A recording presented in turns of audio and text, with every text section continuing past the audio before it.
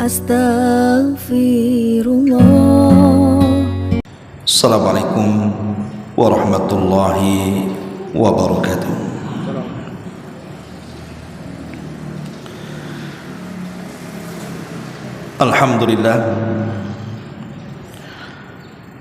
Alhamdulillahilladzi arsala rasulahu bil huda wa dinil haqq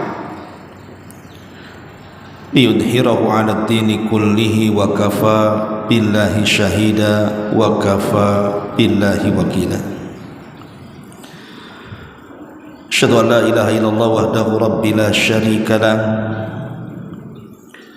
wa asyhadu anna Muhammadan 'abduhu wa rasuluhu alladzi la nabiyya ba'da, amma ba'du. Ma'asyiral muslimat yang dimuliakan Allah Subhanahu wa taala, rahimakumullah. Alhamdulillah, di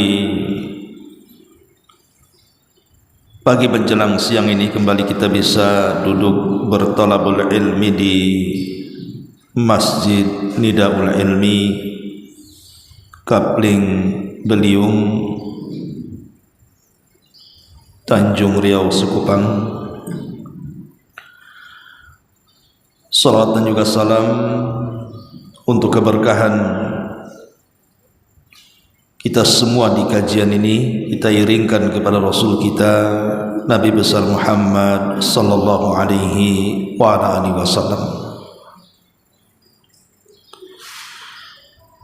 Nabi sallallahu alaihi wasallam bersabda, "Idza marartum bi riyadil jannati farta'u."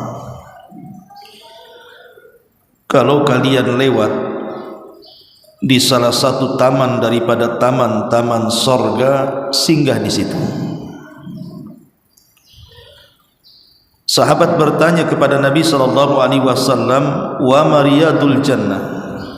Rasul, apa yang Anda maksud dengan taman sorga itu? Maka Nabi sallallahu alaihi wasallam mengatakan, "Hilaqud dzikri." Orang yang berkumpul dalam rangka mengingat Allah Subhanahu wa taala atau yang bermajlis ilmu. Jadi kita berada di taman-taman surga. Beruntunglah orang-orang yang duduk di taman-taman surga. Karena orang kalau tidak pernah duduk di taman surga dunia, maka dia tidak akan pernah duduk di taman surga akhirat. Karena akan sulit seseorang melakukan perjalanan ke surga itu tanpa ilmu. Makanya Nabi sallallahu alaihi wasallam mengatakan, "Man salaka tariqan yaltamisu fihi ilman, sahhalallahu bihi tariqan ilal jannah." Barang siapa yang berjalan dengan kakinya, dengan kendaraannya menuju majlis-majlis ilmu, maka Allah Subhanahu wa taala akan mudahkan jalannya menuju surga. Ma'asyiral muslimat yang dimuliakan Allah Subhanahu wa taala, kajian di pagi hari ini kita akan mengkaji tentang dampak sebuah maksiat dan amalan-amalan yang bisa menghapus dosa.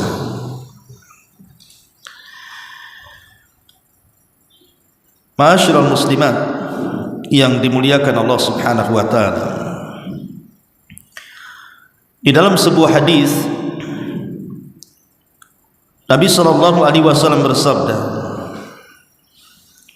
"Innallaha kataba ala ibni Adam hadduhu minaz zina. Adraka dzalika la mahalata." Sesungguhnya Allah telah menetapkan bagi anak Adam bagiannya dari perzinahan. Ia pasti akan menjumpainya dan tidak mungkin tidak. Dia pasti melakukannya. Fazinatul aini an-nadhar wa zinatul lisani al-mantiqu, wan nafsu tamanna wa tashtahi, wal farju yusaddiqu dzalika aw yukadzib. Maka zinahnya mata dengan cara memandang yang haram, zinahnya lisan dengan cara berbicara yang haram, zinahnya hati boleh jadi berharap dan berkeinginan sesuatu yang haram, sedangkan kemaluan yang akan membenarkan atau menolaknya.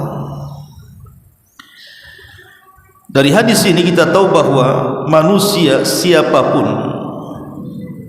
pasti akan terjerumus kepada dosa. Tidak saya, tidak ibu, tidak siapapun, manusia itu pasti akan melakukan dosa sehari-harinya. Tidak lisannya ya matanya, tidak matanya ya telinganya, tidak telinga ya tangannya, tidak tangan ya kakinya, tidak kaki ya otaknya, tidak otak ya hatinya. Karena manusia itu diciptakan oleh Allah Subhanahu wa ta'ala penuh dengan dosa. Makanya Nabi SAW juga mengatakan, kullu bani Adam khatta'un, setiap anak Adam itu pasti masuk pada kubangan dosa. Walaupun kata Rasul, wa khairul khatta'ina tawwabun, sebaik-baik orang yang masuk dalam kubangan dosa itu adalah orang-orang yang segera bertobat kepada Allah Subhanahu wa ta'ala. Intinya bahwa manusia pasti terjerumus kepada perbuatan maksiat dan dosa. Lah dosa-dosa yang kita lakukan ini, Bu, itu memiliki pengaruh, baik pengaruh dunia atau pengaruh akhirat. Dan pengaruh-pengaruh dosa itu tidak ada yang baik, semuanya buruk. Tapi banyak manusia itu yang mereka melakukan dosa sembunyi, berusaha sembunyi dari manusia, tetapi mereka tidak bisa bersembunyi dari Allah Subhanahu wa ta'ala. Allah katakan dalam surah An-Nisa ayat 108, yastakhfuna minan nas wa la yastakhfuna minallah wa huwa ma'hum idh yubayyituna ma la yarda minal qawli wa kana Allahu bima ya'maluna muhita. Mereka berusaha sembunyi dari manusia, tetapi mereka tidak bersembunyi dari Allah. Ada orang-orang yang ketika melakukan dosa itu dia malu kalau dosanya tampak di hadapan manusia, tapi kalau dia melakukan dosa tampak di hadapan Allah tidak peduli. Karena aneh, yang menciptakan kita Allah, yang memberikan rizki kita Allah, yang memberikan segala-galanya Allah. Tapi ketika kita bermaksiat kepada Allah, kita tidak malu dengan Allah Subhanahu wa ta'ala. Tapi kalau kita bermaksiat di hadapan manusia, yang manusia itu tidak ada kebaikan kepada kita, kita malu pula kepada dia. Maka di sini Allah Subhanahu wa ta'ala mengatakan mereka bersembunyi dari manusia, tetapi mereka tidak bersembunyi dari Allah. Padahal Allah beserta mereka ketika pada satu malam mereka menetapkan keputusan rahasia yang tidak Allah redai. Padahal Allah Maha meliputi ilmunya terhadap apa yang mereka kerjakan. Ma'asyiral muslimin wal muslimat rahimani wa rahimakumullah. Manusia ketika melakukan dosa itu terbagi dua. Manusia ketika melakukan dosa itu terbagi menjadi dua. Pertama, ada manusia itu yang sudah tidak memiliki rasa malu. Dia melakukan dosa secara terang-terangan. Dan ini disebutkan dalam hadis Abu Hurairah radhiyallahu anhu. Kata Nabi SAW, kullu ummati mu'afan illal mujahirin. Setiap umatku akan dimaafkan dosa-dosanya kecuali orang-orang yang terang-terangan melakukan dosa. Kemudian Nabi SAW mencontohkan di antara orang yang terang-terangan melakukan dosa itu, salah satunya, wa inna minal mujaharati an ya'mala ar-rajulu bil-laili amalan thumma yusbih wa qad satarahu Allahu alaihi.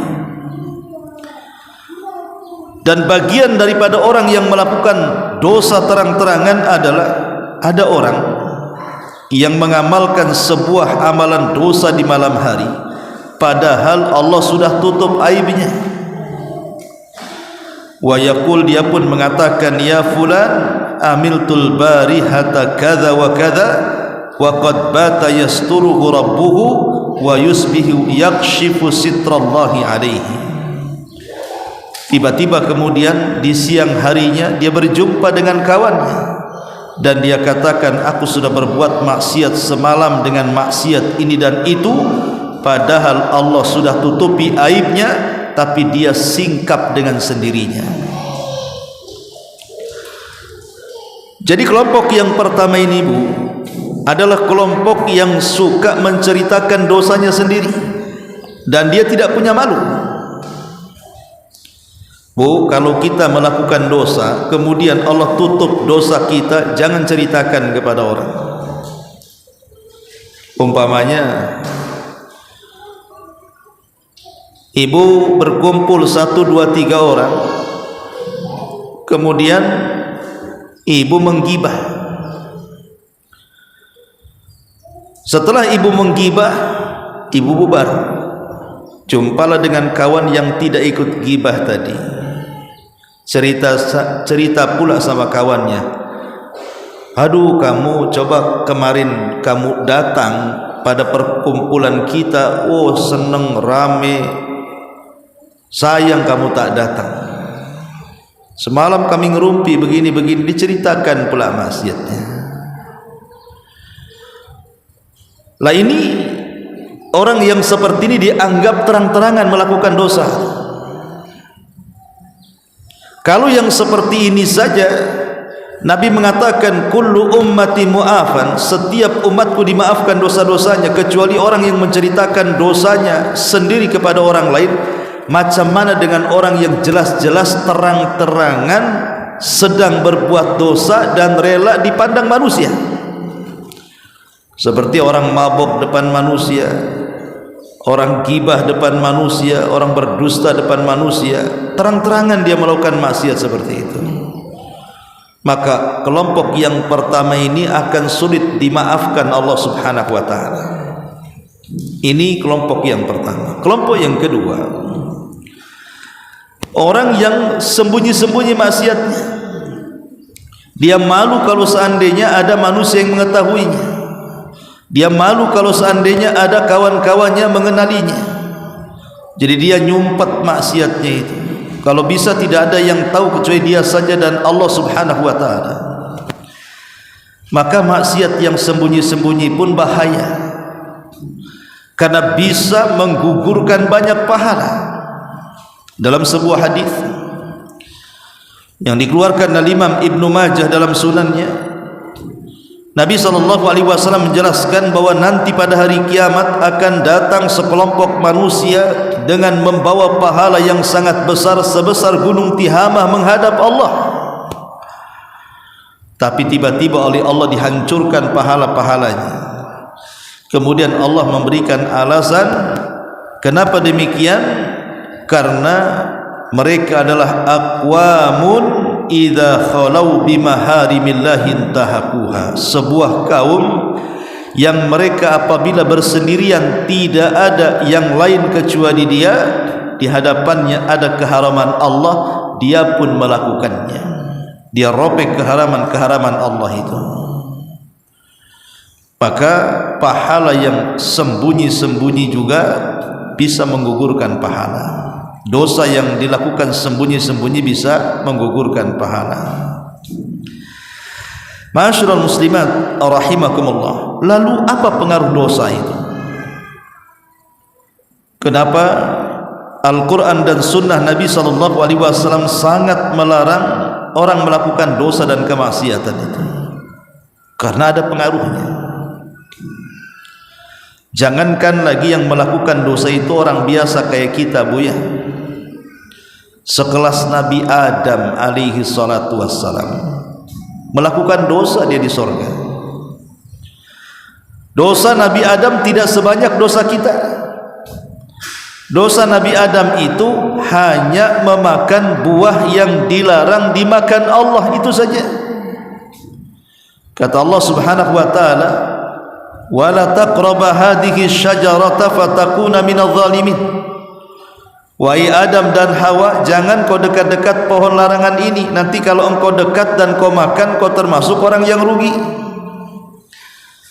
Tetapi Allah takdirkan Adam dan Hawa pun makin penasaran, karena manusia itu biasanya makin dilarang, dia penasaran dengan yang dilarang itu. Contoh umpamanya ini, masjid ini ada 100 pintu, silahkan masuk masjid dari 99 pintu, yang satu jangan masuk, pintunya 100. Yang terbuka 99 pintu, yang dilarang satu pintu, nggak boleh masuk dari pintu itu.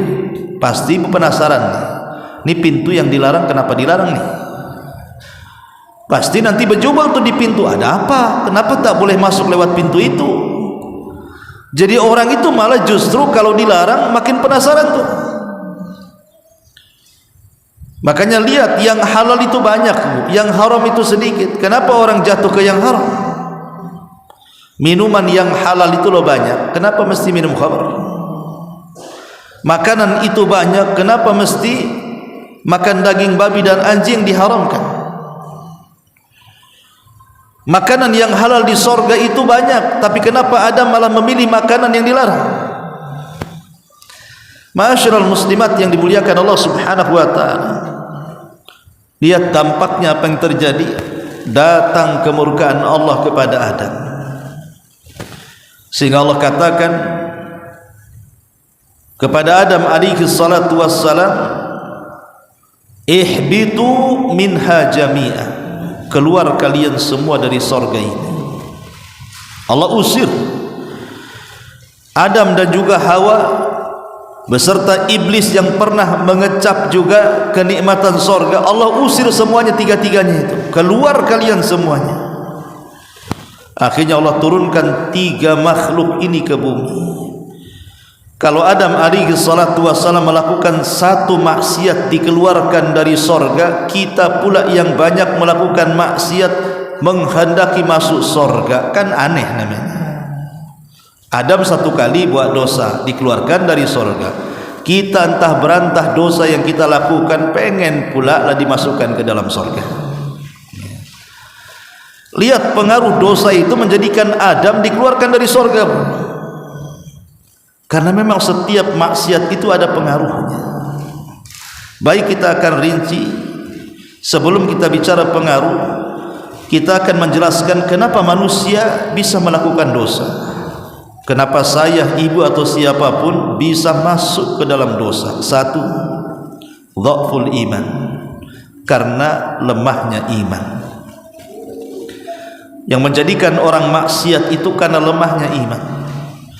Makanya iman menurut keyakinan ahli sunnah itu, al-imanu yazidu wa yankus, yazidu bit ta'ati wa yankusu bil ma'siyati.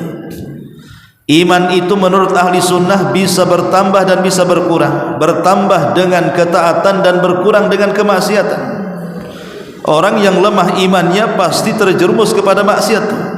Tapi orang yang kuat imannya, insya Allah dia akan dijaga dari maksiat kepada Allah Subhanahu wa ta'ala. Yang kedua, al-jahlu billah, karena kejahilan. Makanya pentingnya thalabul ilmi itu supaya kita terbentengi dari maksiat. Karena orang yang berilmu itu dia tahu ini maksiat, ini tidak, ini ibadah, ini tidak, ini ikhlas, ini tidak, ini yang utama, ini yang tidak, dan begitu seterusnya. Tapi orang yang jahil, dia tidak paham ini tak boleh dilanggar dia, ini boleh tak dilakukan dia.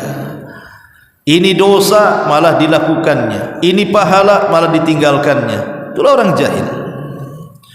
Makanya kejahilan ini adalah sebab terbesar orang masuk ke kubangan dosa. Yang ketiga, dha'ful azimati ala rusdi, lemahnya keinginan untuk berubah. Berubahnya keinginan berubah itu hanya di otak saja. Saya ingin tobat, tapi tak tobat-tobat. Saya nyesal ini gara-gara berbuat dosa begini-begini, mau berhenti tapi tak berhenti-berhenti karena kurang kuat keinginan berhentinya. Ada orang judi online, akhirnya kalah, bangkrut, stres dia, nyesel kenapa aku judi katanya. Tapi kalau ada duit lagi, judi lagi dia. Lah itu kurang kuat keinginan berubahnya. Makanya terjerumus terus. Ini yang ketiga. Yang keempat, di antara sebab orang itu masuk ke dalam kubangan maksiat adalah kathratus syahwati wasyubhat, mudah mengikuti syahwat dan syubhat. Keinginan perutnya itu tidak bisa direm. Jadi keinginan syahwat kita tidak bisa dikendalikan, semua diperturutkan. Pengen ini iya, pengen itu pokoknya semua dituruti sama dia. Memperturutkan syahwat itulah diantara sebab orang mudah melakukan kemaksiatan. Kemudian yang kelima, al-ghurur wal aman, tertipu oleh dunia dan tertipu oleh angan-angannya. Banyak orang yang tertipu dengan dunia, akhirnya dia bermaksiat kepada Allah Azza wa Jalla, seperti orang-orang yang judi itu. Dia pikir, saya mau pasang judi, nanti kalau dapat banyak saya tobat, bisa untuk modal katanya. Sekali pasang dapat dia. Dia pikir, aduh, ini masang sedikit dapat banyak, masang lagi lah besok. Jadi tergiur dengan angan-angan tuh. Di pekerjaan juga sama. Akhirnya dengan tergiur dengan angan-angan, masuklah kepada bab rasuah, kepada bab korupsi, kepada bab maling, kepada bab nyolong, dan begitu seterusnya. Karena angan-angan dunia terlalu panjang. Nah ini juga penyebab orang masuk ke dalam kubangan dosa. Kemudian yang keenam, mukhalatatul fasiqin, bergaul dengan orang fasik, bergaul dengan orang jahat. Sebaik apapun manusia, kalau punya teman yang jelek, pasti dia akan terpengaruh dengan kejelekannya. Maka hindari teman-teman yang tidak baik itu, karena itu pula yang menjadikan manusia terpengaruh untuk melakukan perbuatan jahat. Kemudian yang ketujuh, al-ighrar bi afwillah, tertipu dengan maha pemaafnya Allah. Allah kan pemaaf, Allah kan penyayang, gak apa-apa, saya kan masih muda, nanti kalau usia 40 tahun saya akan tobat, Allah kan pemaaf. Ini bahaya nih, keyakinan seperti ini. Iya, kalau sampai 40, 50, 60 tahun dia masih hidup. Kapan lu tobat? Nanti nunggu haji Pak Ustadz katanya. Udah haji tak tobat-tobat juga. Karena tergiur dengan Allah itu pemaaf. Betul, Allah itu pemaaf, Allah itu rahim, penyayang.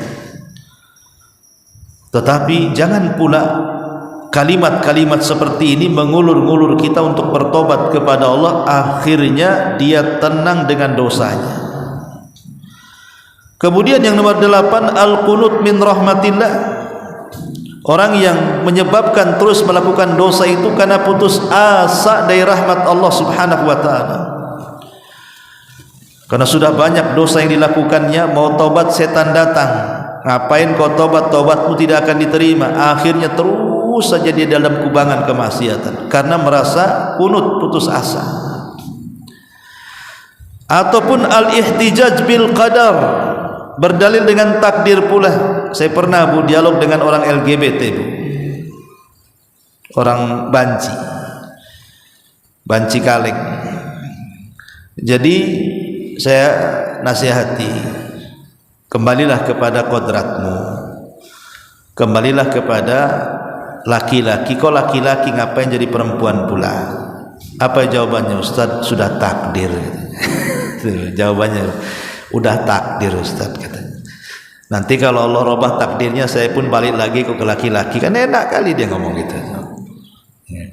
Jadi ada orang itu yang dia tidak mau meninggalkan maksiat itu berhujah dengan takdir pula dia. Sudahlah jangan maksiat, udah takdir Ustaz, memang saya seperti ini. Ataupun yang ke-9, tulul amali wa hubbud dunya. Hubbud dunya wa tulul amali. Terlampau cinta dengan dunia dan angan-angan yang melambung sampai ke langit. Akhirnya orang tidak mau melakukan bertobat dari dosa. Ketika orang kemudian terpikat dengan dunia, kemudian rakus dalam mengejarnya, biasanya orang ini tidak peduli halal haram tuh. Persis seperti yang disabdakan Nabi SAW, sayati alaikum zaman, akan datang kepada kalian zamannya, kata Rasul, almar'u la yubali bima akhadal mal, seseorang tidak akan peduli bagaimana cara mengambil harta, amin halalin am min haramin, apakah diambil dari cara halal atau haram, enggak peduli di akhir zaman itu. Dan sekarang sudah terbukti sabda Rasul 14 abad yang silam bahwa nanti akan ada manusia yang tidak peduli cara mengambil harta.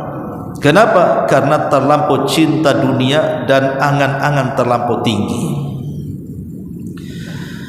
Ataupun yang menyebabkan orang itu tidak mau meninggalkan dosanya, al-kibru, karena kesombongan. Sombong itulah yang mengantarkan dia tidak mau tobat. Ataupun as-suyu' al-fitan, banyaknya fitnah di mana-mana. Banyaknya fitnah di mana-mana. Mungkin orang itu hidup di lingkungan yang banyak maksiatnya. Tetangga sebelah tukang ngerumpi, tetangga sebelahnya lagi tukang adu domba, tetangga yang depannya pula lah itu pula ngomongnya enggak jelas, suka menghina. Tetangga belakangnya lebih parah lagi, gibahnya iya, dustanya iya, ngadu dombanya iya. Jadi dia dilingkari dengan orang-orang yang membawa fitnah. Makanya kalau memang lingkungan itu tidak baik, banyak fitnah, pindah dari situ, selamatkan agamanya. Ataupun karena meninggalkan al-amru bil ma'ruf wan nahyu anil munkar, karena dia tidak mau mengajak manusia kepada kebaikan dan mencegah kemungkaran, sehingga maksiat itu tetap saja kemudian dilakukannya. Inilah diantara sebab kenapa orang susah meninggalkan maksiat. Adapun pengaruh maksiat yang pertama, hirmanul ilmi. Orang kalau maksiat itu, maka ilmu akan diharamkan kepadanya. Ketika Imam Malik rahimahullahu ta'ala memandang muridnya Imam Syafi'i. Imam Syafi'i itu kan muridnya Imam Malik. Jadi Imam Malik satu hari berkumpul dengan Imam Syafi'i yang ketika itu masih kecil, tapi sudah cerdas ya. Jadi ketika Imam Malik melihat wajah Imam Syafi'i, maka Imam Malik itu kan kuat firasatnya. Dia dianugerahi oleh Allah kuat firasatnya. Dia tahu bahwa orang ini, maksudnya Imam Syafi'i ini bukan orang biasa. Nanti dia akan tumbuh dewasa dan akan menjadi ulama besar. Maka Imam Malik mengatakan kepada Imam Syafi'i, inni ara anna Allah qad alqa ala qalbika nuran. Wahai Syafi'i, kata Imam Malik, aku lihat Allah menganugerahkan ke dalam hatimu cahaya. Fala tudfi'hu bidzulmatil maksiati. Jangan kau padamkan cahaya dalam hatimu itu dengan kegelapan maksiat. Imam Syafi'i tahu, Imam Malik tahu Imam Syafi'i ini cerdas. Ya, dan Imam Malik punya firasat bahwa Imam Syafi'i ini akan menjadi ulama besar. Makanya Imam Malik menasihati dari kecil kepada Imam Syafi'i, aku lihat dalam hatimu penuh cahaya wahai Syafi'i. Tolong jangan kau padamkan cahaya itu dengan maksiat. Kenapa kemudian Imam Malik mengatakan seperti itu? Karena ilmu itu adalah cahaya. dan cahaya Allah itu tidak dimasuki oleh orang-orang yang melakukan kemaksiatan kepadanya. Dari situ Imam Syafi'i menceritakan tentang kisahnya ketika belajar kepada Imam Waqi'. Apa kata Imam Syafi'i? Syakautu ila Waqi' su'a hifdin fa arsyadani bi an tarkil ma'asi wa'lam bi annal ilma nurun wa nurullah la yuhda lil 'asi. Kata Imam Syafi'i, aku pernah mengadu kepada Imam Waqi', guruku, tentang buruknya hafalan. Maka Imam Waqi' memberikan nasihat kepadaku agar aku meninggalkan kemaksiatan kepada Allah. Ketahuilah wahai Syafi'i, ilmu itu cahaya, dan cahaya Allah tidak dimasuki oleh orang-orang yang bermaksiat kepadanya. Ketika Imam Waqi' menasihati Imam Syafi'i, Imam Syafi'i terpikir, maksiat apa yang saya lakukan? Perasaan saya tidak pernah maksiat. Kenapa hafalanku rontok? Kenapa hafalanku hilang? Kenapa ilmuku hilang? Barulah sadar Imam Syafi'i, oh jangan-jangan gara-gara aku selalu berjalan dari rumah menuju rumahnya Imam Waqi' itu melewati depan pasar. Akhirnya oleh Imam Syafi'i diganti rutenya, yang biasanya jalan menuju tempat gurunya di depan pasar, dia ganti rutenya ke belakang pasar. Setelah diganti rutenya ke belakang pasar, akhirnya menguat lagi hafalannya. Subhanallah, Imam Syafi'i ini lewat depan pasar, kan tidak maksiat, yang maksiat kan penduduk pasar. Karena pasar itu kan gudangnya maksiat, Bu. Yang tengkar ada di pasar, yang melaknat ada di pasar, yang orang timbangan takaran meteran ada di pasar, yang kedukun biar laris ada di pasar. Pasar itu gudangnya maksiat. Lah Imam Syafi'i hanya lewat depan pasar saja. Tapi boleh jadi mungkin ketika dia sedang lewat depan pasar, mungkin matanya melirik, ada orang yang bertengkar, ada orang yang sedang melakukan maksiat, kemudian dia biarkan saja, dan begitu seterusnya. Itu pula yang menjadikan rontok hafalan Imam Syafi'i, padahal dia tidak melakukan maksiat. Tapi begitulah pengaruh maksiat. Pengaruh maksiat itu bisa mengharamkan ilmu kepada kita. Yang kedua, wahsyatun fil qalbi. Biasanya maksiat itu membawa ketakutan dalam hati. Orang yang suka maksiat gak akan tenang hidupnya. Orang yang suka bermaksiat tidak akan punya ketenangan dalam hidupnya. Bawaannya penuh dengan kecemasan, bawaannya penuh dengan ketakutan, bawaannya penuh dengan ketidaknyamanan. Pokoknya dibuat hidupnya seolah-olah tidak ada masa depan. Ketakutan dan ketakutan. Itulah maksiat. Ya betul, ketika dia melaksanakan maksiat rasanya lezat. Orang berzina mungkin saat berzina dia merasa lezat dengan maksiatnya. Orang yang minum khamar saat minum khamar dia merasa lezat dengan minumannya. Orang yang berjudi saat dia berjudi merasa lezat dengan judinya. Iya waktu maksiat. Tapi setelah maksiat itu Anda tinggalkan, maka disitulah akan nampak pengaruhnya, di mana Allah akan tanamkan hati perasaan ketakutan yang luar biasa dalam hatinya, ketidaktenangan, ketidaknyamanan. Hidupnya itu enggak ada lagi masa depan, yang adanya stres dan begitu seterusnya. Entah dari mana stresnya, atau ada saja. Ini yang kedua. Yang ketiga, qillatut taufiqi wa ta'sirul umuri. Maksiat ini akan menjauhkan kita dari taufik Allah, hidayah, dan akan mempersulit segala urusan. Jadi pengaruh yang ketiga, maksiat ini akan menjauhkan kita dari taufik, hidayah yang Allah anugerahkan kepada kita. Jadi Allah akan menjauh dari kita. Tapi sebaliknya, orang-orang yang mereka meninggalkan kemaksiatan dan menyibukkan dengan ketaatan, maka Allah akan mendekat kepada kita, boleh jadi akan berikan taufiknya kepada kita.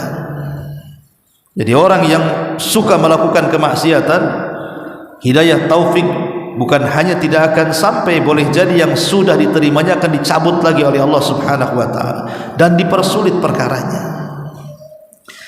Kemudian yang keempat, wahanul badan. Orang yang suka bermaksiat itu menjadikan badannya lemah, tidak punya semangat hidup. Makanya lihat hadis Nabi SAW itu, Bu. Kita ini kalau malam hari biasanya didatangi setan, Bu. Saya, ibu, siapapun, kalau malam-malam itu pasti setan datang ke kita saat hendak tidur. Kemudian setelah ibu terlelap tidur, maka setan mulai mengambil talinya, kemudian mengikat tengkuk kita dengan 3 ikatan. Setiap kita diikat, setiap tidur malam itu pasti setan datang mengikat tengkuk kita. Kemudian setiap ikatan setan akan mengatakan di telinga kita, nim naumatan tawilah, tidur, malam masih panjang loh, padahal udah subuh tuh ya. Asli dibilang tidur, malam masih panjang, padahal alarm 3:30 sudah pusing, bangunin kita pula tak bangun-bangun. Yang pusing alarmnya bukan kitanya. Jadi kata Nabi SAW, fa in istaiqadha, kalau seandainya kita bangun, wa dzakarallah, kemudian mengingat Allah, halat lahul uqdah, maka satu ikatan akan lepas dari leher kita. Wa in tawaddaa, kalau dia berwudu, halat lahul uqdah, maka ikatan kedua akan terlepas. Wa in shalla halat lahul uqdah, maka kalau dia salat, maka semua ikatan akan lepas dari tengkuk kita, sehingga di pagi hari tayyibun nafsi nasyatun, maka dia jiwanya akan baik dan akan semangat hidupnya. Tuh lihat, ini pengaruh ketaatan. Tapi sebaliknya, mafhum mukhalafahnya kan, pemahaman kebalikannya. Berarti kalau tidak bangun, dia tidak berzikir, dia tidak wudu, dia tidak sholat subuh, berarti ikatannya belum lepas dari lehernya. Kata Rasul, asbaha khabithan nafsi kaslan, maka dia jiwanya akan buruk dan dia menjadi orang pemalas. Jadi orang yang meninggalkan sholat subuh itu, Bu, orangnya jadi pemalas. Kenapa pemalas? Badannya lemah. Allah yang buat dia lemah. Tidak ada kepikiran untuk masa depan lagi. Aktivitas dia buntu satu hari itu. Akan Allah banyak datangkan masalah, entah dari mana masalahnya. Pokoknya ada saja masalah itu. Orang walaupun sehat secara fisik, tapi kalau sakit secara pikiran, itu melemahkan badan kan. Betul, ibu sehat, kolesterol tak ada, asam urat hilang, darah tinggi normal, tapi otak error, Bu. Pasti bawaannya lemas kan, Bu, maunya tidur aja, stres. Itu akibat maksiat, Bu. Ini kalau ibu seperti itu kondisinya, berarti ada maksiat. Ini yang keempat, mengakibatkan wahanul badan. Maksiat itu mengakibatkan lemahnya badan. Yang kelima, hirmanur rizki. Allah haramkan rizki. Nabi SAW mengatakan, innal abda la yuhramur rizqu bi dzambin yusib. Sesungguhnya seorang hamba, kata Allah, akan diharamkan rizki padanya karena sebuah dosa yang dilakukannya. Bu, dosa itu bisa menjadikan rizki kita terhalang. Oh enggak Ustaz, banyak kok tuh saudara saya itu nggak sholat, puasa Ramadan nggak puasa Ramadan, kadang-kadang zina, usahanya bagus-bagus saja. Itu istidraj namanya. Kalau Allah memberikan rizki di atas kemaksiatan yang dilakukannya, berarti Allah sedang melakukan istidraj. Apa istidraj? Tertipu dengan maksiat dan tertipu dengan nikmat. Ya, memang Allah akan berikan, tapi pada waktunya Allah akan cabut dan dia akan mengalami penyesalan. Tapi umumnya kenapa rizki dia seret, kenapa rizki dia banyak masalah, itu karena dosa yang dilakukannya. Banyak yang sudah bercerita kepada saya, banyaklah, bukan satu dua, udah banyak.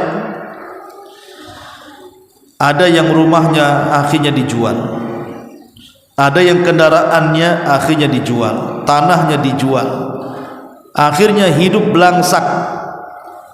Rupanya apa? Karena terlilit uang riba. Terlilit uang riba. Jadi orang-orang yang terlilit dengan uang riba, kalau di zaman sekarang kan ada namanya pinjol kan Bu ya. Pinjol ya, pinjaman online kan itu kan banyak tuh. Dia tidak sanggup membayar, bukan hanya pokoknya, ribanya dia tidak sanggup membayar, dia dikejar-kejar, akhirnya stres. Ujung-ujungnya apa? Datang ke jembatan Satu Barelang, nyemplung dari situ. Maka di situ ada spanduk, dilarang bunuh diri katanya. Kadang-kadang memang dosa itu mengharamkan rizki, mengharamkan rizki. Karena kita ini sudah terbiasa dari kecil sampai dewasa sampai tua itu dengan perkara-perkara yang tidak ada gunanya. Kecil-kecil main judi online, ya kan Bu? Kecil-kecil Pak main game online. Anak-anak itu coba udah dipegangi game online, nanti udah dewasa mainnya bukan game online lagi, tetapi naik sedikit jadi judi online. Udah tua Bu, pinjaman online, itu main online semua nih.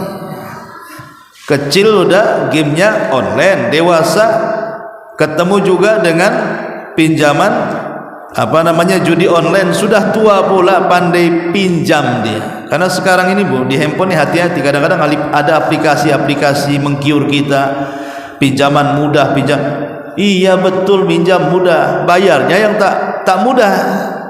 Ya.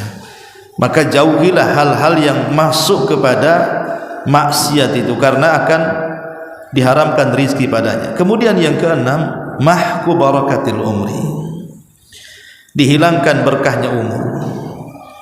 Maksiat itu menghilangkan berkah umur.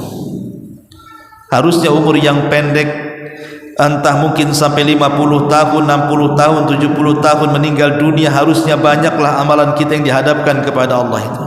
Tapi justru maksiat kita yang banyak dihadapkan kepada Allah. Memang hidup ini Bu, usia yang kita habiskan mulai dari akil balik sampai hari ini, mungkin di antara ibu ada yang usia 40, 50, 60 tahun. Kita kan dihadapkan dengan pahala dan dosa kan. Di depan kita loh dihadapkan dengan pahala dan dosa. Ada perkara-perkara yang mengandung pahala, ada perkara-perkara yang mengandung dosa. Maka pandai-pandailah cara memilah dan memilih. Jangan sampai kemudian umur kita dihabiskan dengan dosa dan tidak mendulang pahala. Karena Rasul yang mengatakan khairukum man tala umruhu wa hasuna amaluhu wa syarrukum man tala umruhu wa sa'a amaluhu. Kata Rasul, sebaik-baik kalian adalah yang dipanjangkan umurnya tapi baik amalannya, dan seburuk-buruk kalian adalah orang yang dipanjangkan umurnya, jelek pula amalannya. Maka tinggal milih mana nih. Mau kita habiskan umur kita ini untuk kemaksiatan, ataukah kita habiskan umur kita ini untuk ketaatan. Kemudian yang nomor 7, hirmanu ta'ah. Orang yang bermaksiat ini biasanya diharamkan kelezatan taat. Salat tidak khusyuk, itu gara-gara maksiat tuh. Bangun malam untuk tahajud malas, itu gara-gara maksiat. Apalagi sholat subuh dingin-dingin suruh bangun, tidak mau bangun, itu gara-gara maksiat. Jadi maksiat ini akan menghilangkan kelezatan ibadah. Apapun ibadahnya tidak akan merasa lezat. Dulu ada seorang ulama namanya Ibrahim ibn Adham. Satu hari Ibrahim ibn Adham ini ingin iktikaf di Baitul Maqdis di Palestina sana, dan posisi dia ada di Mekah. Sebelum dia berangkat dari Mekah ke Baitul Maqdis, dia ingin bawa bekal untuk perjalanannya. Dibelinya kurma 1 gantang.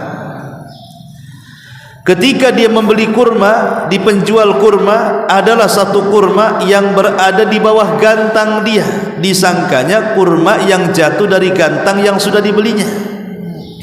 Dia ambil, dia makan.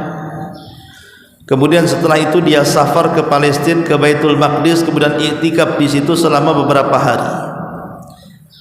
Aneh tapi nyata, kata Ibrahim, aku tidak pernah merasakan gundah gulana seperti ini. Kok ibadah saya tidak pernah khusyuk, kata. Solat tahajud yang enggak khusyuk, iktikaf enggak khusyuk, baca Quran enggak khusyuk. Ada apa dengan saya, kata Ibrahim ibn Adham ini? Apa dosa yang sudah saya lakukan? Akhirnya dia teringat dengan kurma tadi. Jangan-jangan gara-gara sebutir kurma yang saya makan di bawah gantang. Jangan-jangan sebutir kurma itu bukan kurma yang sudah saya beli yang jatuh dari gantang. Boleh jadi mungkin sebutir kurma itu milik pedagang tadi, tidak masuk dalam gantangannya. Kemudian saya makan. Jangan-jangan gara-gara itu pula aku tidak khusyuk ibadah ini. Akhirnya dia pulang kembali dari Baitul Maqdis ke Mekah. Coba Bu, itu perjalanan 40 hari loh ya, naik unta. Sampai di Mekah dia cari itu penjualnya, ingin minta keikhlasan dan maafnya. Setelah ketemu kaget karena yang jual sekarang beda dengan yang jual kemarin. Yang jual kemarin orang tua, yang jual sekarang anak muda. Rupanya itu anak daripada orang tua yang menjual sebelumnya. Maka Ibrahim ibn Adham mengatakan kepada anak muda ini, sebenarnya saya ingin datang meminta maafmu kepada bapakmu yang dulu berjualan di sini. Kemana bapakmu? Kata anak ini sudah meninggal, katanya. Masya Allah. Lalu siapa yang menggantikan ayahmu? Kata anak muda ini, saya. Kemudian Ibrahim bin Adham menceritakan, dulu bapakmu saat jual kurma, aku beli satu gantang. Kutemukan satu kurma di bawah gantang, kukira itu kurmaku yang jatuh dari gantang. Tapi saya kira ini bukan kurmaku. Saya ingin minta kehalalan, saya ingin minta keikhlasan. Anak ini mengatakan, bagi saya tidak masalah wahai fulan, tapi ayahku punya anak 10 masalahnya. Akhirnya apa? Ibrahim ibn Adham berkeliling meminta maaf satu persatu kepada anaknya. Setelah semuanya dia minta maaf dan minta keikhlasannya, baru dia tenang ibadahnya. Begitu Bu ya. Kadang-kadang maksiat ini menghilangkan kelezatan dalam ketaatan. Kenapa saya tidak pernah khusyuk dalam sholat? Kenapa baca Quran itu tidak bisa menangis, tidak pernah ada pengaruhnya? Kenapa saya ini mendengar pengajian biasa-biasa saja? Pokoknya nggak ada pengaruh apapun. Maka sekali lagi, kalau hati kita tidak berpengaruh dengan ketaatan, ketahuilah berarti ada maksiat yang kita lakukan di situ. Ini yang ke-7. Yang ke-8, libasuz dzul. Pengaruh maksiat itu akan dipakaikan kehinaan. Kata Nabi SAW, kata Hasan Al-Basri rahimahullahu ta'ala, aballah illa an yudhilla man asa. Allah enggan kecuali Allah hendak menghinakan orang-orang yang bermaksiat kepadanya. Maka siapapun yang bermaksiat kepadanya, Allah rendahkan dia di bumi. Dan kalau Allah merendahkan, tidak ada yang bisa mengangkat dia. Sebagaimana orang yang Allah angkat, tidak bisa ada orang yang merendahkannya. Kemudian yang 9, hawanul mudhnib Allah. Hawanul mudhnib Allah, maka dianggap hina di hadapan Allah. Orang yang berdosa itu dianggap hina di hadapan Allah.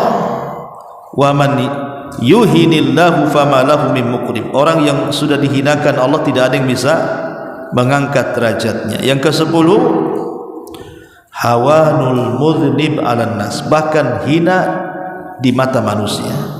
Allah yang buat hina.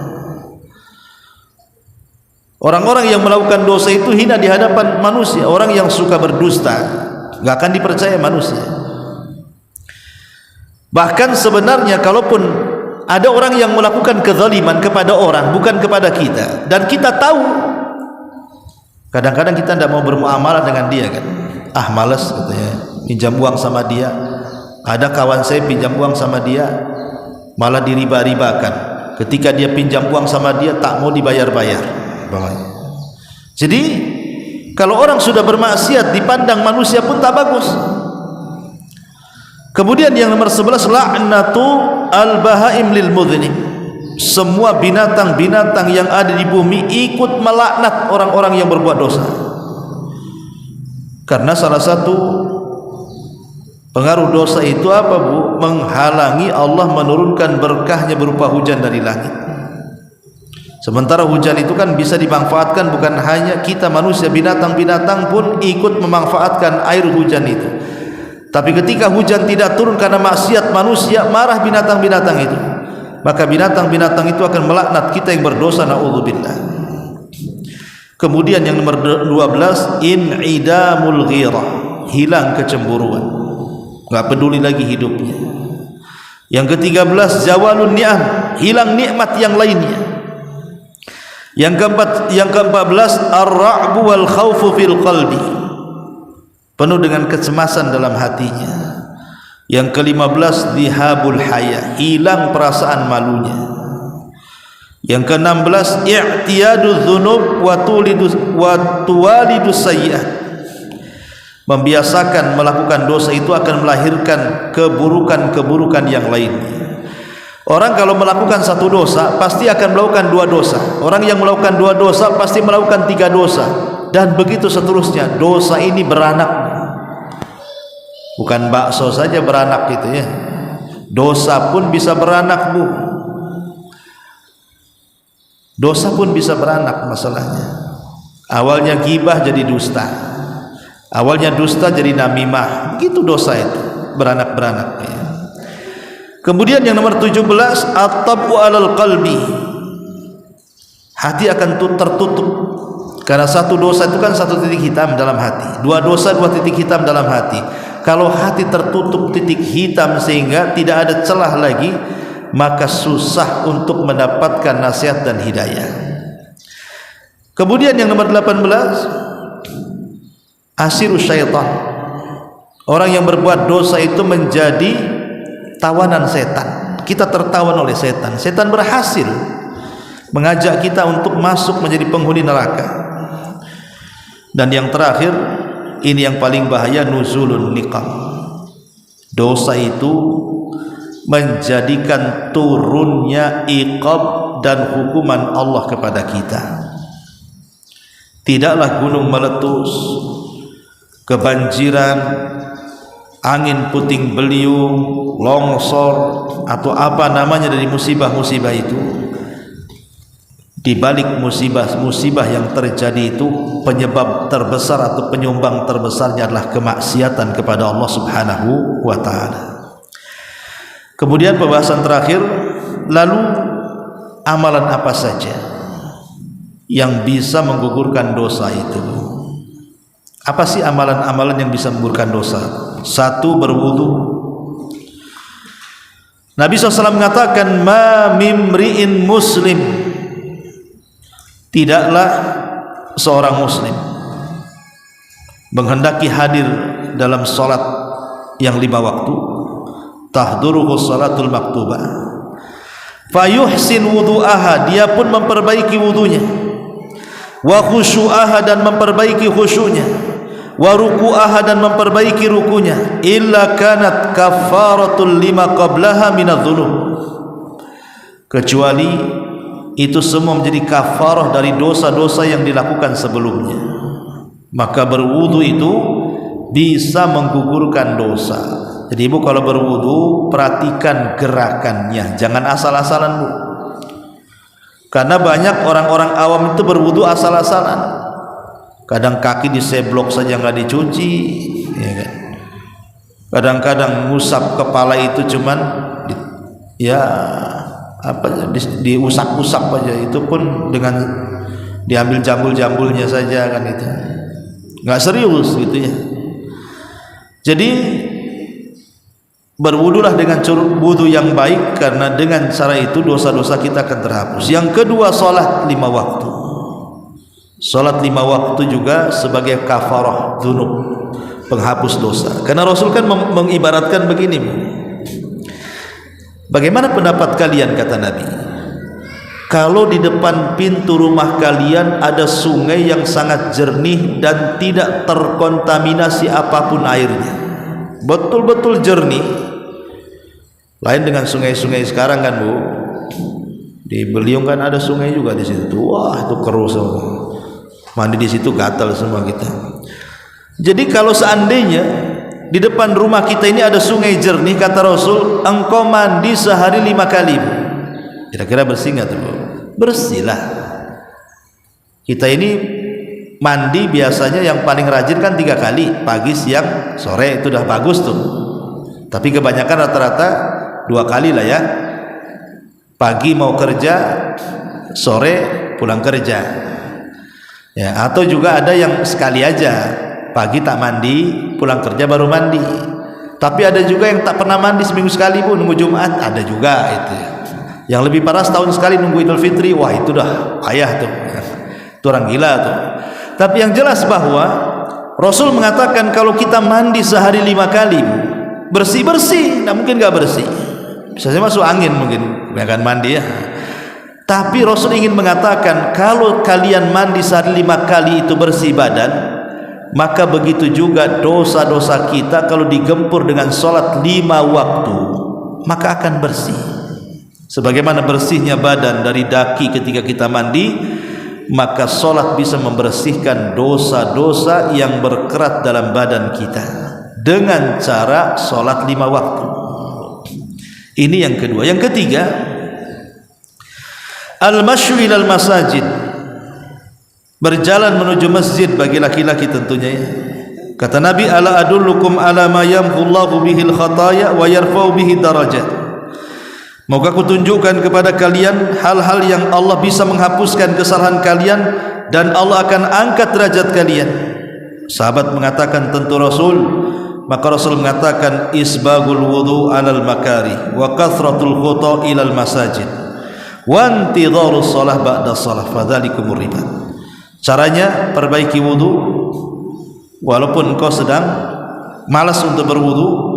Yang kedua, perbanyak langkah ke masjid. Kemudian yang kelima, al muhafadzatu ala salatil jum'ah, menjaga salat Jumat bagi laki-laki tentunya ya. Kemudian yang keenam, yang bisa menggugurkan dosa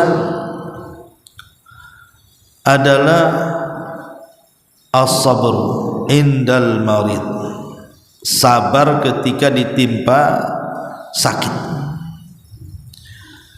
Karena ada orang-orang yang ketika sakit tuh susah bersabar. Kita ini pandai kalau kita umpamanya sedang berziarah kan Bu, mungkin ada saudara kita sedang sakit, pandainya lah kita nasihati saudara kita itu yang sabar ya, yang sabar. Itu karena dia yang menziarahi. Coba posisinya dia yang sakit.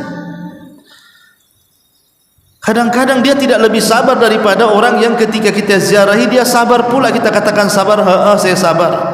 Ketika dia yang sakit, semua lisannya keluar. Nah ini kalau dia bisa sabar ketika menghadapi sakit, maka sabar itu bisa menggugurkan dosa. Kemudian yang ketujuh, siyamu nahari Ramadan, berpuasa di bulan Ramadan. Ntar lagi 1 bulan lagi lah kita akan datang bulan Ramadan, karena puasa Ramadan bisa menggugurkan dosa.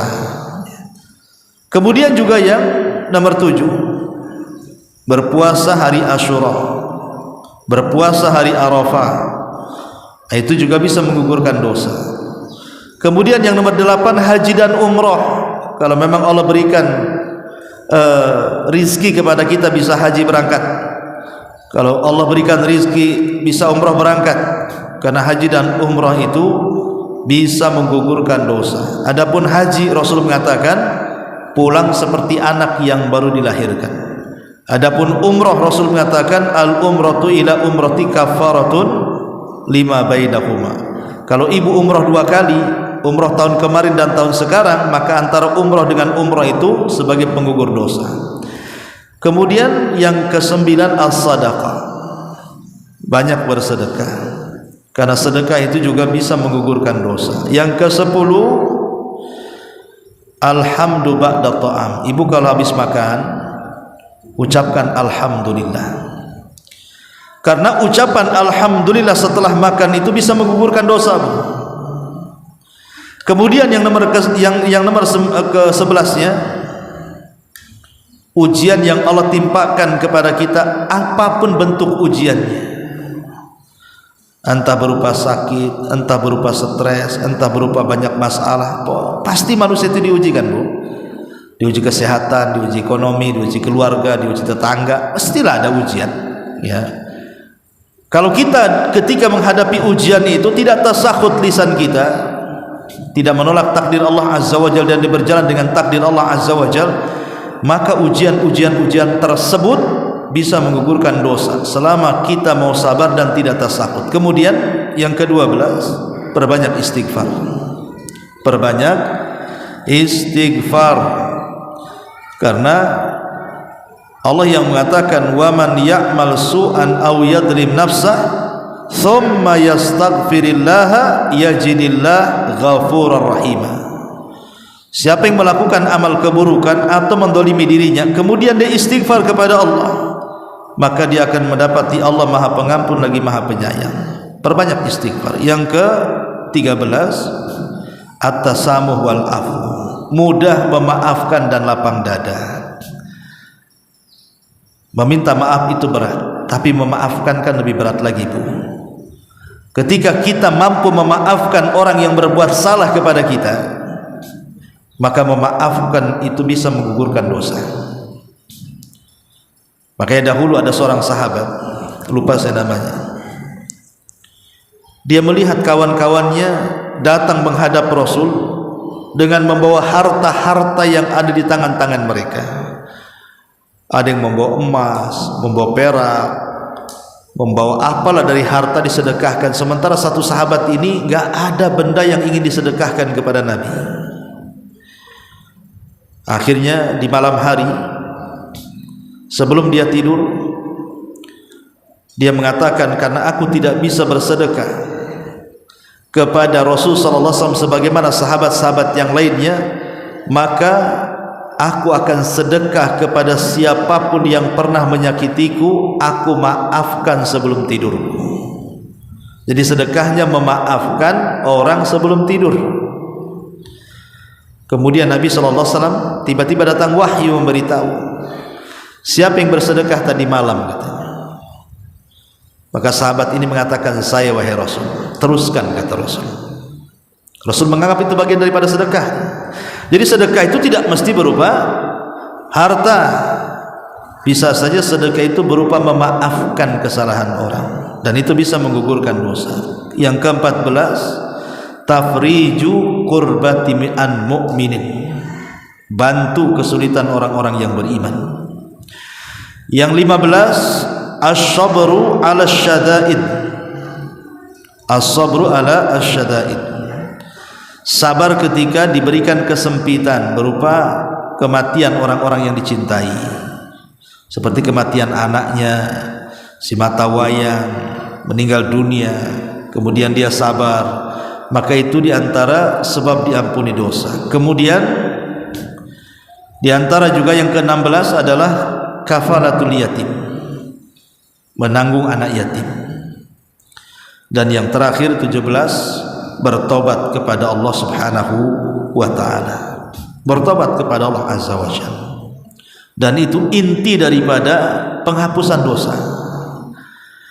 Inti daripada penghapusan dosa itu taubat dengan taubatan nasuha. Betul-betul harus taubat dengan taubatan nasuha. Bagaimana caranya taubat dengan taubatan nasuha itu? Ya, pertama ibu berjanji untuk tidak mengulangi. Yang kedua, menyesal dengan dosanya. Yang ketiga, mengikuti dengan perbuatan baiknya. Yang keempat, kalau itu dosanya berkaitan dengan orang lain, kembalikan haknya. Dan jangan bertobat di waktu yang tidak diterima tobatnya, ketika nyawa di tenggorokan atau ketika nyawa terbit dari arah barat. Inilah diantara amalan-amalan yang bisa menghapuskan dosa-dosa. Wallahu a'lam bishawab. Mudah-mudahan ada manfaatnya. Sebelum saya tutup, silahkan kalau ada yang mau bertanya, kita buka tanya jawab. Fadhal.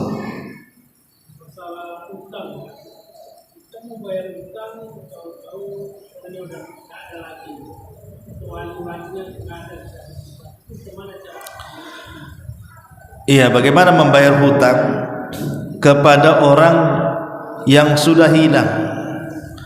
Kalau dia mati tak tahu kuburannya, kalau dia hidup entah berantah dia, ahli warisnya pun tak ada. Macam mana cara membayarnya? Kata para ulama, sedekahkan dengan diniatkan pahalanya untuk orang yang kita pinjami uangnya. Hutang 10 juta mau dibayar, tak ada orangnya, kampungnya tak tahu, keluarganya raib entah kemana, pokoknya dia berusaha mau nitipkan sama siapapun tak kenal, sudah enggak ada lagi rimbanya.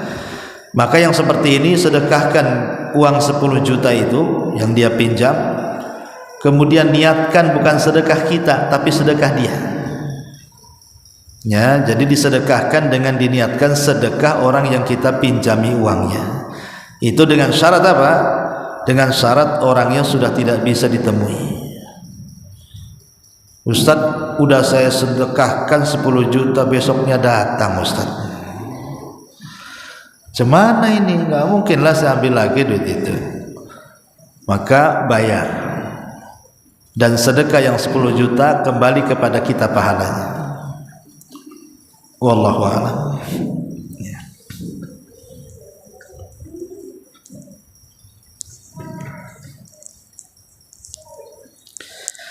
Baik, sampai di sini. Kalau tidak ada soalan, kita tutup dengan doa kafaratul majlis. Subhanakallahum bihamdika asyhadu an la ilaha illa anta astaghfiruka wa atubu ilaik. Allahu ta'ala alam. Assalamualaikum warahmatullahi wabarakatuh.